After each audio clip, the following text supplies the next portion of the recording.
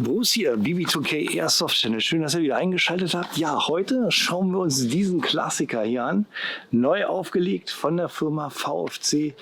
Das Colt M16 A1 als Gas Blowback Airsoft Gewehr mit allen Markings dank Cybergun.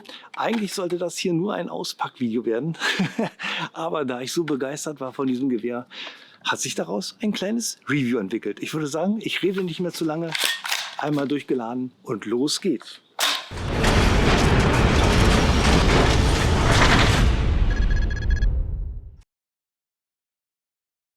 Bruce hier, BB2K Airsoft Channel. Schön, dass ihr wieder eingeschaltet habt. Ja, heute gibt es ein kleines, aber feines, ich denke mal eher ein riesiges, großes Auspackvideo. Ihr habt es ja oben schon in der Videobeschreibung gesehen. Ich packe für euch heute mein brandneues VFC Colt M16 A1 Gas Blowback Sturmgewehr aus und groß ist auch der Karton. Guckt euch das mal an. Das ist so groß, das passt gar nicht auf den Bildschirm hier. Die Waffe habe ich von Pfützner Waffen gekauft für 599 €. Ja, und dieses riesige Paket lässt erahnen, dass da vielleicht auch gar kein M16 drin ist. Ich bin wirklich mega gespannt. Lasst uns das gute Stück mal auspacken. Ich freue mich richtig darüber, das jetzt hier in meiner Sammlung zu haben. Ein voll lizenziertes Colt M16 A1. Auch wirklich authentisch 1:1 gefertigt, von links nach rechts. Ich habe davor das M16 A1 gehabt von WE, was auch gar nicht mal so schlecht war, aber hatte gar keine Markings und war auch vom Aufbau so eine Mischung zwischen dem XM16 E1 und dem A1, also alles total chaotisch. Und hier mit VFC in Zusammenarbeit mit Cybergun, damit wir hier alle Markings haben, ist jetzt hier bei mir was auf dem Tisch, was ich absolut abfeier. So, jetzt packen wir das Ganze mal aus. Ich bin gespannt, was mich jetzt hier erwartet. Das ist ja wirklich riesig groß. So, Platz machen. So. Okay. Hier auch noch mal mit Klebeband. Sie noch mal schneiden. Ja, das Interessante ist, Pfützner Waffe hat es echt geschafft, dieses Airsoft hier nach Deutschland zu bekommen, war wohl ein riesiger Akt, weil nur ein kleiner Kontingent hergestellt worden ist von VFC und ja, Cybergun das gar nicht so geplant hat, das nach Deutschland zu bringen. So habe ich, ich muss das einfach extrem unhandlich. So, das nach Deutschland zu bringen, hat Pfützner Waffen einiges zu tun, es zu schaffen. 599 €, was soll ich sagen? Es ist bereits jetzt schon ausverkauft. Pfützner Waffen versucht noch mal welche reinzubekommen. Aber wir genießen jetzt mal den Moment und packen mal gemeinsam jetzt das M16 A1 aus. Erstmal schauen wir uns den Karton an. Ja, sollte bekannt vorkommen. Ich hatte euch ja damals auch schon das VFC Colt M733 gezeigt. Das kommt genau in der gleichen Verpackung. Ist der typische Cybergun-Karton für Colt. Machen wir das gute Stück mal auf. Ja, und ich erzähle euch in der Zeit ein bisschen was zur Real-Steel. M16, dieser Begriff ist absolut Kult. Ich denke mal, neben der AK ist das M16 das wohl bekannteste Sturmgewehr der Welt. Sein Debüt feierte es, wenn man das als Feiern nennen kann, im Vietnamkrieg 1964. Zunächst gestartet mit dem Colt XM16 E1, dem Vorgänger. Hatte man im Krieg dann rausgefunden, dass es einige, ich zeige euch mal erstmal kurz, ich quatsch schon wieder zu viel, ich zeige euch das mal, wie das hier verpackt ist. So ist er, guckt euch das an. Also eigentlich typisch alles hier in Styropor nochmal gesichert mit einer Folie. So, jetzt packe ich es aus, ja. Ist im Krieg sind eine Menge Probleme aufgetaucht, es gab Ladehemmungen, Funktionsstörungen, Bedienfehler und auch das Handling war etwas, ja, so wie man das sich nicht gedacht hatte. Und so ist dann als Nachfolger dann das M16A1 entstanden, das 1964 dann zum Einsatz kam. So, jetzt ziehen wir mal die Folie ab. Ah, da ist das gute Stück. Wunderbar. Dazu gibt es dann noch ein Magazin, das sieht ja sehr lang aus, ist aber das kurze 20er. Es passen natürlich auch die langen Magazine von VFC. Ja. Oh, das ist auch nochmal gesichert mit.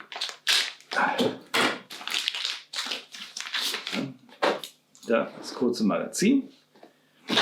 Dann gibt es dazu nochmal eine Betriebsanleitung und auch nochmal einen Speedloader. So, jetzt packe ich das Ganze mal zur Seite. Jetzt schauen wir uns das gute Stück mal an. Ich konnte es mir ja schon auf der IWA 2024 reinziehen am Stand von Cybergun. Da wurde auch das XM16E1 gezeigt. Das wird es wohl nicht so schnell in Deutschland geben. Generell, das war wohl eine Einmalproduktion.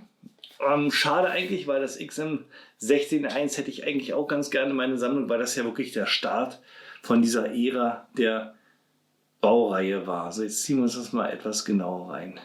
Wahnsinn. Machen wir nochmal das Magazin rein. So. Ein absoluter Klassiker. Die technischen Daten blende ich euch hier ein. Wir haben eine Gesamtlänge von 990 mm, eine Lauflänge von 360 mm, ein Gewicht von gerade mal 2,5 Kilo.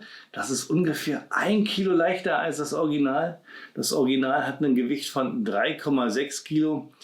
Hier merkt man, dass da viele Stahlteile fehlen, obwohl das Original M16 auch aus Leichtmetallbauweise gefertigt worden ist. Aber hier im vorderen Bereich der ganze Outer Barrel. Das hier ist bei der Airsoft-Variante aus Aluminium gefertigt. DNA produziert wohl auch Stahlläufe, also wer noch ein bisschen Gewicht haben möchte, kann da auch auf den Stahllauf zugreifen. So, ich würde mal sagen, wir gehen mal ein bisschen mehr ran und dann ziehen wir uns mal die Markings rein. Dank Cybergun haben wir hier wirklich alle Markings an Bord schön authentisch in das Material eingelassen. Sieht absolut fantastisch aus. Nichts gelasert oder so. Schön tief rein. Sieht fantastisch aus. Am Magazinschacht hier das Colt-Logo mit der Kennzeichnung Property of US Government M16A1 Kaliber 5,56 und einer Seriennummer. Das ist immer die gleiche, nicht individuell. Dann hier am Feuerwahlhebel haben wir auch nochmal die Kennzeichnung Colt Firearms Division, Colt Industry, Hartford, Connecticut, USA und die klassische Kennzeichnung hier am Feuerwahlhebel Safe, Semi und Auto. Oberhalb des Laufes finden wir hier den Hinweis Chrome Bore, dass wir hier einen verchromten Innenlauf haben. Das ist eins der Neuerungen gewesen bei dem M16A1 gegenüber dem XM16E1 und das hat hier VFC auch richtig schön in das Material geprägt, sieht absolut fantastisch aus. Ein absolutes Highlight in den Markings und ein Zeichen, dass wir hier absolute Detailverliebtheit haben von seitens VFC ist hier der DoD Abnahmestempel. Der Abnahmestempel hier vom Department of Defense, das war bei den originalen M16ern auch so gewesen und das ist wirklich nur aufgestempelt. Also wenn ich hier anfange rumzurubbeln, geht hier diese Stempelung auch sehr schnell ab. Da ich Sammler bin, versuche ich hier nicht anzufassen, denn es ist schön, dass dieser Stempel hier drauf ist und auch drauf bleibt. Wichtig bei uns in Deutschland sind leider auch die Pflichtangaben. Die hat Pfützner Waffen schön dezent versteckt. Unterhalb des Lowers hier am Abzug, da haben wir hier die Kennzeichnung Pfützner Waffen, die interne Nummer, dann die PTB-Nummer, das FM5-Eck und die Kaliberangabe 6 mm. Das hat Pfützner Waffen richtig genial gemacht und das gibt definitiv einen Daumen hoch. Weiteres Highlight ist der Magazinboden. Auch hier hat VFC an die Markings gedacht. Da haben wir hier Colt AR-15 Kaliber 5,56 mm, nochmal Colts Firearm Division, Colt Industry, Hartford, Connecticut, USA. Und das finde ich richtig schön, dass auch an solche kleinen Details gedacht worden ist. Also von den Markings absolut hervorragend. Feiere ich megamäßig ab. Und was auch noch richtig gut gelungen ist, was VFC fantastisch nachempfunden hat, ist die Beschichtung. Wir haben hier keine rein schwarze Beschichtung, sondern schaut mal rein, der Kontrast hier zwischen dem Schaft und dem Receiver. Der Receiver hat hier so einen schönen Grauton erhalten, ist auch sehr, sehr authentisch. Und das Magazin ist noch ein bisschen heller im Farbton. Ich hole das mal raus. Ja. Und das wirkt richtig, richtig echt. Und widmen wir uns mal den Kunststoffteilen. Schaut euch die mal ein. Die sehen so ein bisschen, ja, so ein bisschen speckig aus. Genauso wie beim Original. Und es fässt sich auch schön robust an im Vergleich zu dem WE M16, was ich auch in meiner Sammlung habe. Da hatte man immer das Gefühl beim Anfassen, man ja zerbricht gleich alles. Hier fässt sich das wertig an. Es knarzt ein bisschen, hört man, wenn ich ein bisschen an irgendeiner Stelle, ja, kann ich so ein bisschen verschieben, knarzt es auch, aber es macht einen wesentlich besseren Eindruck als die von der WE. Und hinten der Schaft ist absolut traumhaft gefertigt, Griff sowieso. Und das Schöne ist, da wir hier 1:1 Bauweise haben, wenn ihr einen guten Satz Original M16er Handschutzschaft-Sets kriegt, könnt ihr das ohne Probleme anbauen. Auch die Schaftsets, die Nachbauten von Brownell, passen auch ohne Probleme und da könnt ihr qualitativ noch mal ein bisschen was draufsetzen. Ja, schauen wir uns mal die äußeren Details etwas genauer an. Machen wir mal eine kleine Materialprüfung. Die Mündungsbremse, der sogenannte Birdcage vom M16A1, besteht aus Stahl. Könnt ihr abschrauben, haben wir hier einen 14 mm Negativgewinde, könnt ihr also Tracers oder Muzzle Flash Devices anbringen. Der Außenlauf besteht aus Aluminium, da wird es von DNA auch Stahlaußenläufe geben. Das heißt, wer hier noch ein bisschen mehr Gewicht braucht, kann hier zugreifen, absolut genial. Vordere Visierung besteht auch aus Aluminium, Bajonettaufnahme aus Aluminium, Sling Mount aus Aluminium. Hier die Aufnahme für den Handschutz besteht aus Stahl. Handschutz hatte ich ja schon erzählt, besteht hier aus einem absolut perfekt gefertigten Polymer. Auch hier mit diesem speckigen Design, genauso wie beim Original. Oberhalb haben wir die Löcher, wo man auch schön das Gasgestänge sehen kann. Unterhalb auch nochmal für die Kühlung die Löcher gesetzt. Hier der Delta-Ring, der besteht aus Aluminium. Lower und Upper sind auch aus Aluminium gefertigt. Feuerwahlselektor aus Aluminium. Verschlussfang aus Stahl. Abzug aus Aluminium. Der Dustcover besteht aus Stahl. Magazinlöseknopf aus Aluminium. Der tropfenförmige Vorwärtsassist besteht aus Stahl, Ladehebel wieder aus Aluminium. Ich betätige mal den Ladehebel, schauen wir uns mal den Verschluss an. Schön, wie das Ganze schmatzt. Verschluss aus Aluminium. Machen wir gleich mal einen Test, ob der Vorwärtsassist funktioniert. Machen wir ein bisschen nach hinten, klemmen wir mal den Finger rein. Der Vorwärtsassist ist leider nur ein Dummy. Die seitliche Verstellung für die Visierung besteht aus Stahl, ebenso wie die Lochvisierung in der Mitte. Da haftet auch der Magnet. Hier lässt sich die Visierung auch authentisch umstellen, in 2 Positionen, aber absolut schwergängig. So, könnt ihr hier für den Nahbereich und für den Fernbereich die Visierung umstellen. Schauen wir uns den Schaft auch noch mal etwas näher an. Auch in diesem wundervollen, speckigen Ton, sehr authentisch, macht einen sehr, sehr stabilen Eindruck. Hier unten haben wir auch noch mal eine Gewehrriemenaufnahme, die ist aus Aluminium. Hinten haben wir die Schaftkappe mit dem Fach für das Werkzeug. Könnt ihr hier drauf drücken.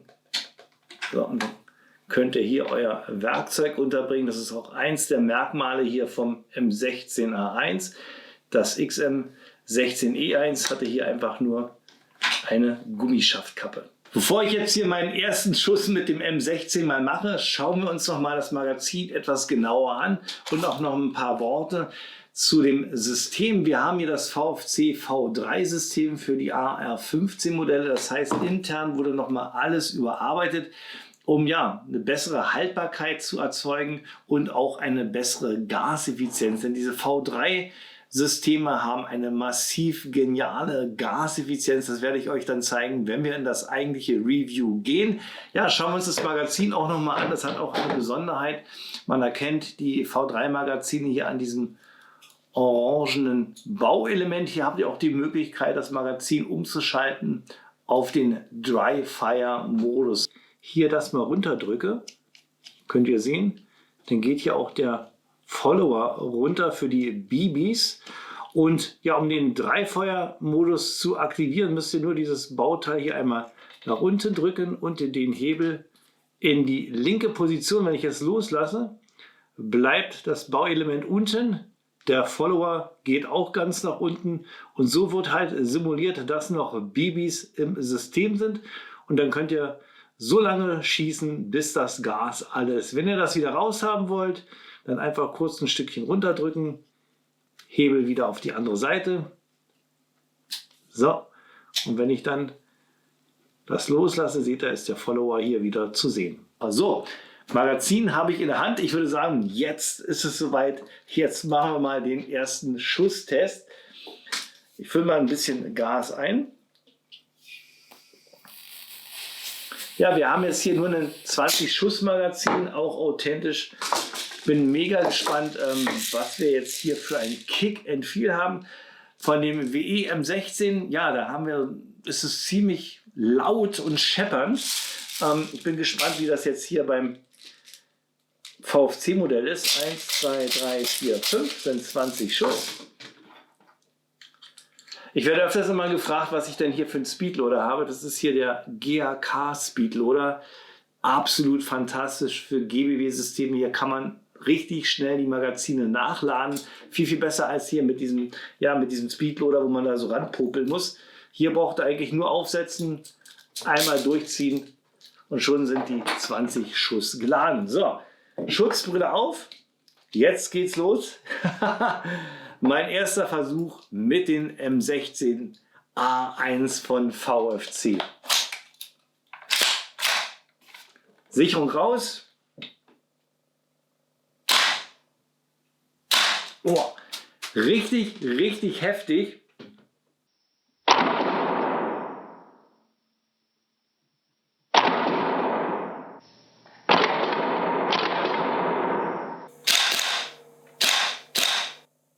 Kurz und knackige Schussfolgen, der Abzug richtig gut. Ich bin nach ca.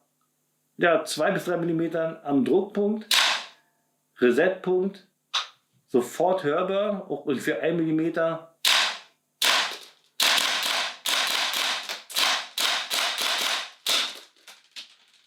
Und nach dem letzten Schuss bleibt authentisch der Verschluss hinten. Ich kann das Magazin rausnehmen. Ja, ich würde mal sagen, graden wir mal das Ganze noch ein bisschen ab. Ich habe jetzt hier nochmal ein VFC Magazin 30 Schuss. Das sieht natürlich auch absolut genial aus. Ja. Machen wir auch nochmal, oder? Hauen wir auch nochmal rein, das muss sein. Ja. Ja, reicht. Ich finde, mit dem großen Magazin, mit dem 30er Magazin, sieht das M16 absolut sexy aus. Ich halte es jetzt mal rein hier. Ja, so muss es aussehen.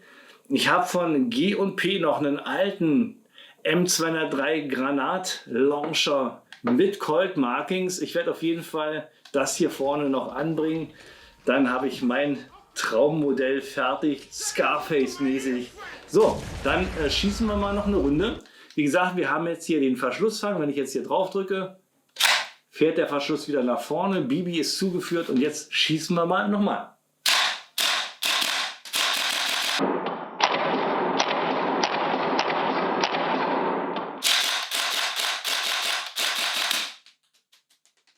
Absolut zuverlässig. Man kann schnelle Schussfolgen mitmachen.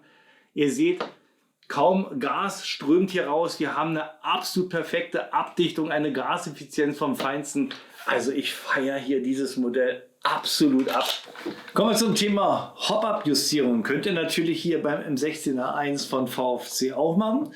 Es gibt nur ein klitzekleines Problem. Das ist nicht so einfach, denn wir haben hier unterhalb von dem Handschutz haben wir ein Einstellrädchen, wo wir so nicht rankommen. Wir müssen den Handschutz entnehmen. Das geht ganz einfach. Ihr müsst hier nur den Delta-Ring Richtung Receiver drücken. Der ist nämlich gefedert und das Problem ist, der Delta-Ring hat genau die gleiche Power wie die Reels. Ihr könnt es zwar so ein bisschen, ich zeige euch mal, hier nach unten drücken, aber das ist brutal schwer. Ihr schafft es nicht, das mit einer Hand zu machen, um dann danach den Handschutz abzunehmen. Ihr braucht dazu auf jeden Fall so ein Delta-Ring-Tool. Ich habe so ein Teil, aber ich finde es nicht. Ich kann es euch nicht zeigen. Ich blende euch mal ein, was ich meine. Müsst ihr auf jeden Fall kaufen, wenn ihr mal an das Hop-Up hier ran wollt. Denn es hakt ihr hier einfach ein, macht den Hebel nach unten, dadurch geht der Delta-Ring in diese Position und dann könnt ihr hier den Handschutz abnehmen. Wenn ich irgendwie ein Bild finde von den Hop-Up-Einstellrädchen, blende ich euch das ein. Ja, schlecht vorbereitet. Ich weiß echt nicht, wo das Ding ist. Okay, machen wir weiter. Haben wir außen alles durch. Ich würde sagen, machen wir mal ein kleines Feld zerlegen und ich zeige euch die Internals. Das feldmäßige Zerlegen ist eigentlich, ja, wie man es kennt vom AR-15-System, erstmal das Magazin rausnehmen. Und dann müssen wir hier auf der Seite die Pins rausdrücken. Um Upper und Lower komplett zu trennen, müsst ihr nur diesen Pin und diesen Pin lösen. Wenn ihr das Ganze nur aufklappen wollt, braucht ihr nur diesen Pin lösen. Ich nehme mal die Airsoft komplett auseinander. Dazu drücke ich erstmal den Bolzen rein und zum Schluss diesen Bolzen komplett. Und dann könnt ihr beide Systeme voneinander trennen. Bevor wir uns die Trigger Group anschauen, holen wir erstmal die Recoil Buffer aus dem System raus. Dazu einmal den Hammer spannen. Dann habt ihr hier so einen kleinen Pin, den müsst ihr reindrücken und dann kommt euch schon der Puffer entgegen. Und das Besondere ist, wir haben hier einen Full-Size-Buffer, also kein gekürzt, wie wir das aus den M4-Serien kennen. Hier hat also VFC auch einen ganzen langen Block gefertigt aus Aluminium. Im hinteren Teil haben wir nochmal einen Stahlblock, der gefedert ist. Ich halte mal den Magneten ran. Und wir haben auch eine schöne große lange Feder im Vergleich zu den M4-Systemen. Zusätzlich haben wir hier intern noch einen Puffer. Ja, da ist er. Den holen wir einfach auch mal raus, damit ich euch den zeigen kann. Der ist aus Aluminium gefertigt. Ja, da ist er. Der sorgt dafür, dass der Verschlussweg verkürzt wird. Könnt ihr auch entfernen, dann habt ihr genau den vollen Weg wie bei der Real Steel. Zum Schluss noch ein Blick in die Trigger Group von dem V3-System von VFC. Hier ist alles aus Stahl gefertigt. Der Firing Pin, der Hammer, der Disconnector, der Autoseer, außer der Abzug selber, der besteht aus Aluminium. Ich halte auch hier doch mal kurz den Magneten ran, damit ihr das sehen könnt. Hier der Firing Pin, Bolt Catch, Hammer, Autoseer, Disconnector. Alles aus Stahl gefertigt, also absolut wertig gebaut das Ganze. Hier habt ihr auf jeden Fall ein langlebiges System. So, Verschluss rausnehmen, einfach den Ladehebel nach hinten und dann können wir hier den Verschluss rausnehmen und auch den Ladehebel. So, schauen wir uns kurz den Verschluss an. Besteht aus Aluminium, macht da trotzdem ein schönes Gewicht. Nozzle sitzt sauber im System, fährt schön führig, gibt es keine Probleme. Ich zeige euch auch nochmal den Ladehebel rein. Ist alles ziemlich schon vorgeschmiert. Also ich empfehle euch immer, wenn ihr so eine Airsoft kriegt, erstmal komplett entfetten und genau an den richtigen Stellen wieder fetten. Vielleicht mache ich dazu auch nochmal ein Video. Ich lege das erstmal so zur Seite. So, M16 ist wieder zusammengebaut und ich merke so langsam, das wird hier kein Auspackvideo mehr. Das ist schon ein abartiges Review, oder? Von daher dachte ich mir, hau mal hier noch den Ace Tracer Chronographen drauf. machen wir noch eine Krone, oder? 0,2 Gramm mit 150 PSI, Gas, 20 Schuss. Bin ich gespannt, was wir hier für Werte erreichen. Laut Herstellerangabe haben wir ja 1,2 Joule. Ich bin gespannt. Hauen wir mal ein paar Sachen auf die Scheibe.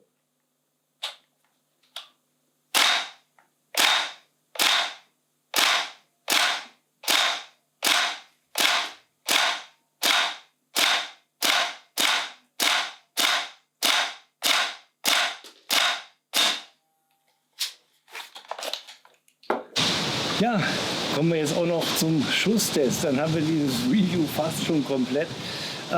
Hop-Up konnte ich leider nicht einstellen.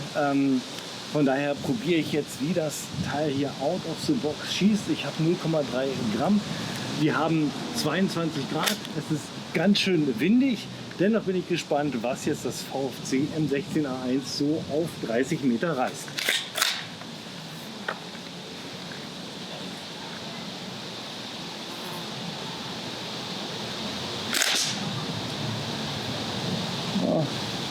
Okay, muss hier höher gehen.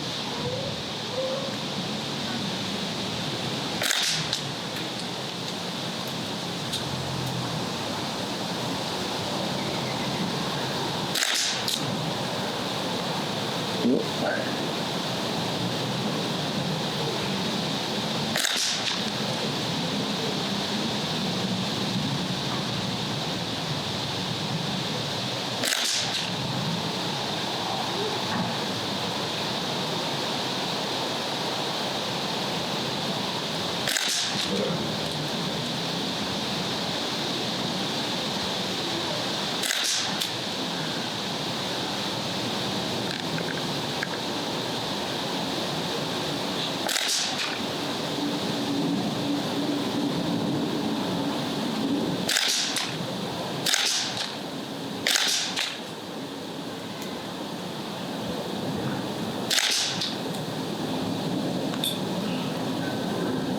Und den Rest haue ich mal schnell raus.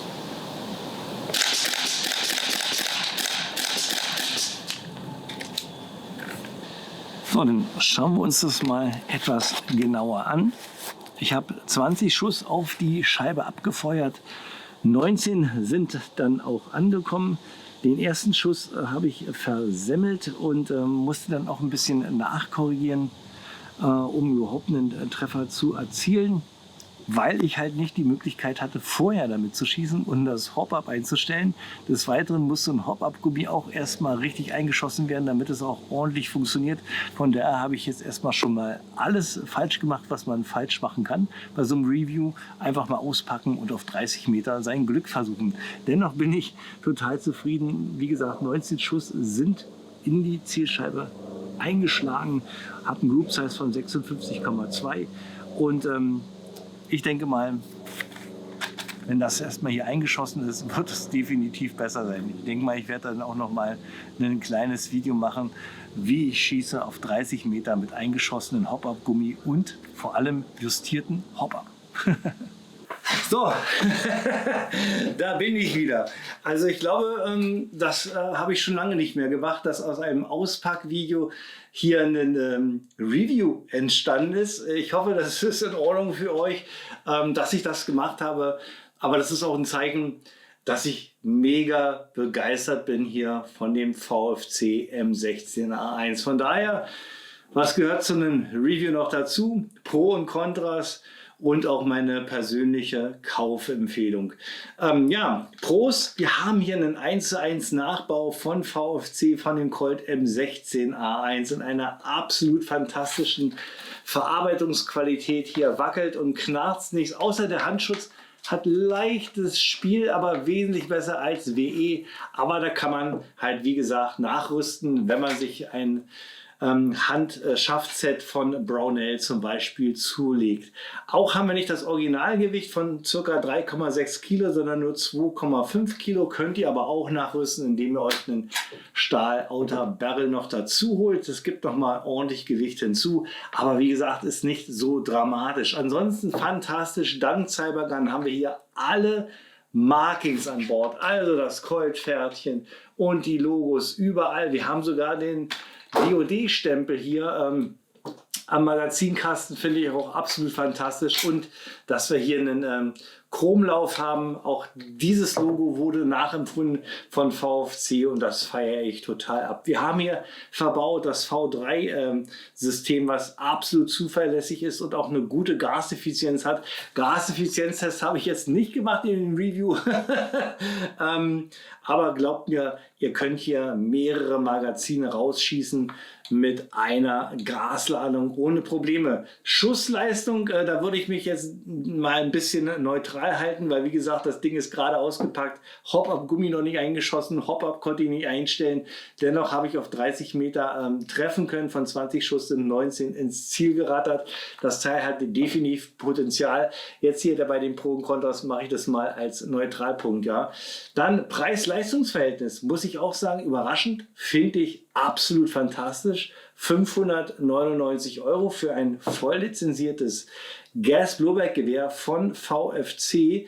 Ja, würde ich sagen, absolut fantastisch. Da gibt es wesentlich teurere Modelle, die wesentlich kleiner und kompakter sind. Hier bekommt ihr für 599 einen richtig schön langen Stängel in die Hand. Ja, was habe ich da gerade gesagt? Lassen wir es sein. Ihr wisst schon, was ich meine. Also für den Preis bekommt man richtig was Gutes in die Hand und das fässt sich absolut fantastisch an. Und wer so ein kleiner Nostalgiker ist, so ein Oldschool-Fan, der muss einfach zugreifen. Und da sind wir auch schon bei meiner Kaufempfehlung. Warum immer was Modernes, wenn es auch das Klassische gibt? Ich kann euch eine klare Kaufempfehlung rausgeben. Ich denke mal, ihr macht hier definitiv nichts falsch. Für 599 € kriegt ihr hier ein bisschen Geschichte in die Hand. Voll funktionsfähig. Dank Gas-Blowback könnt ihr es genauso auseinandernehmen wie das Original. Wir haben ja Strahlenturn, das habe ich auch noch nicht erwähnt.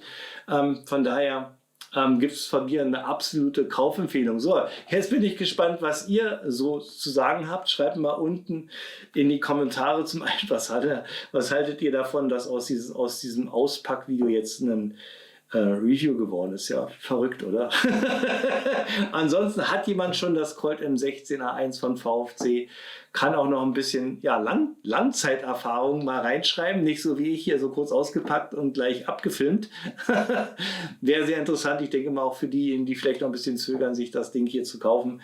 Wie gesagt, für den Sammler, das ist ein Must-Have, das muss in die Sammlung rein. Für den Spieler, die wollen wahrscheinlich auch wissen, wie man mit dem Ding hier akkurat schießt und wie die Gaseffizienz auch wirklich ist. Von daher, wer das Teil schon hat und Erfahrung hat, schreibt es unten mal bitte in die Videokommentare. So, das war es von mir gewesen. Bruce BB2K Airsoft Channel. Danke fürs Einschalten. Und danke, dass ihr euch dieses chaotische Video angeschaut habt. Das war es gewesen. Wer ein weiteres Video von mir sehen will, ihr klickt mal da unten drauf. Oben könnt ihr auch gerne abonnieren. Ihr seht, ich habe es mal andersrum erzählt. Muss mal ein bisschen Abwechslung sein, oder? Okay, das war's.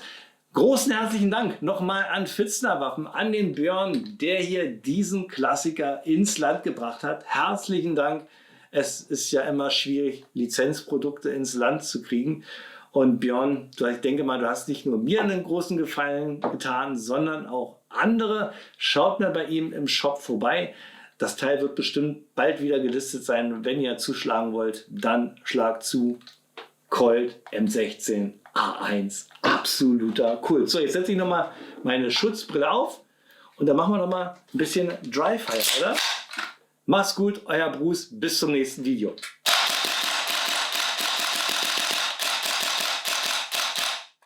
Macht einfach Bock.